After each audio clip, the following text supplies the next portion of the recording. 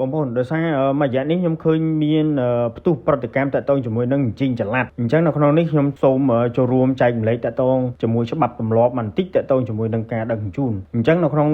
សក្តីប្រកាសរបស់ក្រសួងសាធារណការនិងដឹកជញ្ជូនក៏គាត់បានបញ្ជាក់ដែរនៅក្នុងតារាងហ្នឹងហើយខ្ញុំជឿថាបងប្អូនប្រជាពលរដ្ឋដែលប្រកបអាជីវកម្មតាក់ទងជាមួយដឹកទំនិញឬក៏ដឹកសម្ភារៈផ្សេងៗហ្នឹងច្បាស់ជាយល់ជាងខ្ញុំទៀតប៉ុន្តែគាត់ថាឥឡូវហ្នឹងវាអាចមានការភ័ន្តច្រឡំឬក៏ការខុបខិតអីផ្សេងៗទៀតដែលចោទថាធ្វើស៊ីគ្នាទៅមកអញ្ចឹងណាប៉ុន្តែនៅក្នុងនេះបានបញ្ជាក់យ៉ាងច្បាស់ការដាក់ពិន័យចំពោះរថយន្តដែលទុកលើសចាប់ពី 20% ឡើងទៅអញ្ចឹងទី1ដកបានបើកបរព្យួរទុកចំនួន2ឆ្នាំទី2ឃាត់យានយន្តទុកចំនួន1ឆ្នាំដោយរក្សាទុកនៅទីតាំងណាមួយសមស្របហើយម្ចាស់យានយន្តត្រូវទទួលខុសត្រូវលើការលើកដាក់ទំនិញនិងបង់ថ្លៃឈ្នួលកន្លែងទុកដាក់ថែទាំយានយន្តដោយខ្លួនឯងបញ្ឈប់អាជីវកម្មដឹកជញ្ជូនរបស់ក្រុមហ៊ុនចំនួន1ឆ្នាំក្នុងករណីរងការពិន័យអន្តរការរួចម្ដងហើយនៅតែបន្តប្រព្រឹត្តល្មើសទៀតអញ្ចឹងនៅក្នុងតារាងនេះបានបញ្ជាក់យ៉ាងច្បាស់តាក់ទងជាមួយនឹងរថយន្តផ្លូវ2ប៉ុង1 G1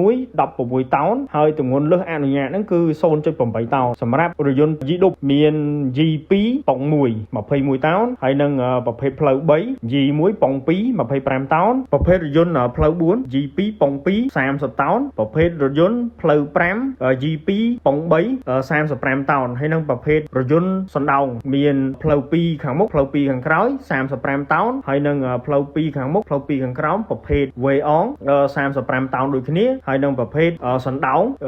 ផ្លូវ3ខាងមុខនិងផ្លូវ2ខាងក្រោយ40តោនប្រភេទវេអងផ្លូវ2ខាងមុខផ្លូវ3ខាងក្រោយ40តោនប្រភេទវេអងដូចគ្នាក្បាលសណ្ដោងផ្លូវ3កន្ទុយផ្លូវ3 45តោនអញ្ចឹងបងប្អូនអនុវត្តតាមនេះអត់ព្រួយបារម្ភតាក់ទងជាមួយនឹងការផាកពិន័យទេព្រោះយើងអនុវត្តទៅតាមអ្វីដែលកំណត់ប៉ុន្តែខ្ញុំជឿថាក្រុមហ៊ុនឬក៏ស្ថាប័នឯកជនមួយចំនួនគាត់តែងតែដាក់លើសដើម្បីចំណេញម៉ែត្រគីបចំណេញថវិកាតិចតួចដើម្បីបង់ក្រៅប្រព័ន្ធតែការបង់ក្រៅប្រព័ន្ធហ្នឹងវាទៅជាជំងឺរ៉ាំរ៉ៃវិញទេទៅជាមហារិទ្ធដល់ពេលណាមួយដែលគេមិនសប្បាយចិត្តគេធ្វើស៊ីយើងហើយយើងចោទថាគេធ្វើស៊ីការពិតគេមិនបានធ្វើស៊ីយើងទេគឺយើងអនុវត្តមិនត្រឹមត្រូវទៅតាមការកំណត់របស់ក្រសួងឬក៏រដ្ឋាភិបាលមានន័យថាយើងល្មើសបាត់ទៅហើយអញ្ចឹងតារាងនេះខ្ញុំដាក់ចូលនៅក្នុងហ្នឹងជា